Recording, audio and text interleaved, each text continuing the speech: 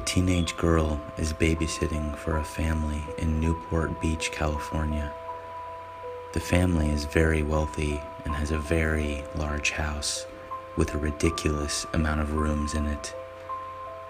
Anyway, the parents are going out for dinner and then to go see a movie. The father tells the babysitter that once the children are in bed, she should go into a specific room to watch TV there, as he does not want her to wander around the huge house.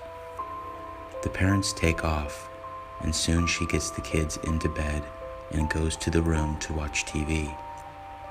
She tries watching TV, but she is disturbed by a clown statue in the corner of the room.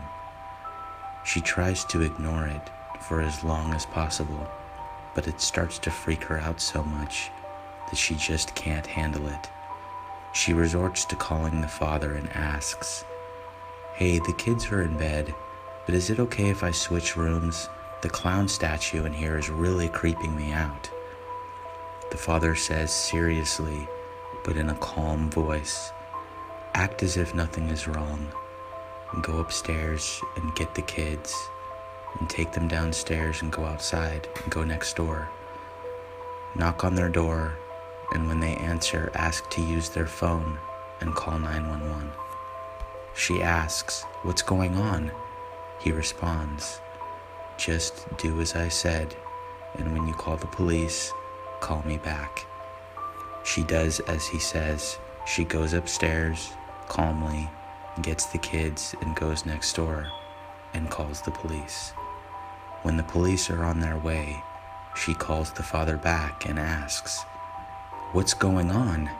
He responds, "We don't have a clown statue."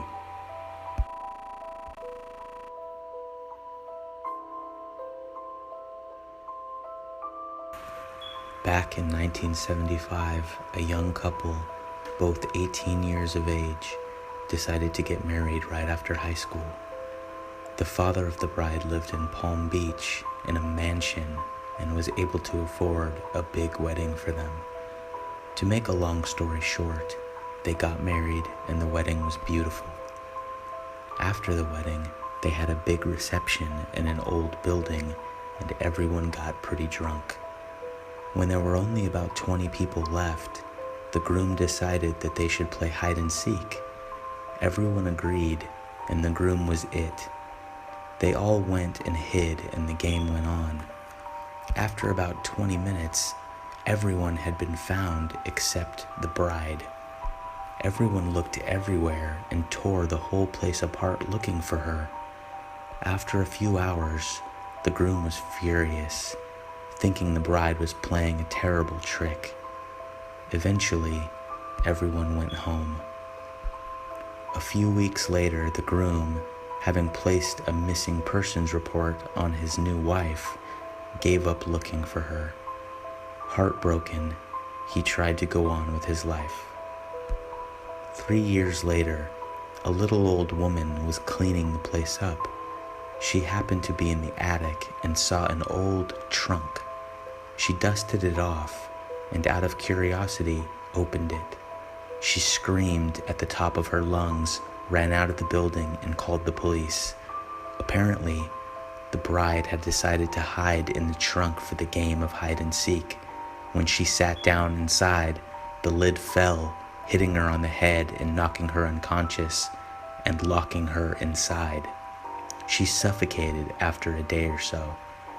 When the woman found her, she was rotting, her mouth in the shape of a scream.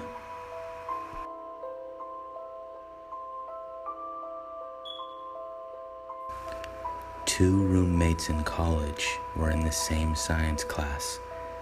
The teacher had just reminded them about the midterm the next day when one roommate, let's call her Julie, got asked to this big party by the hottest guy in school.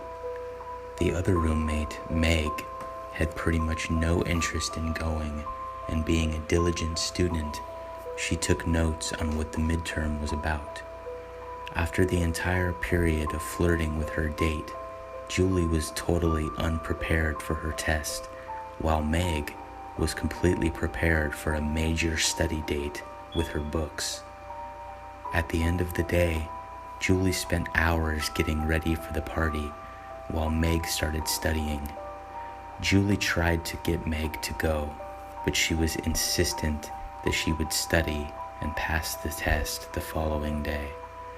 The girls were rather close, and Julie didn't like leaving Meg alone to be bored while she was out having a blast.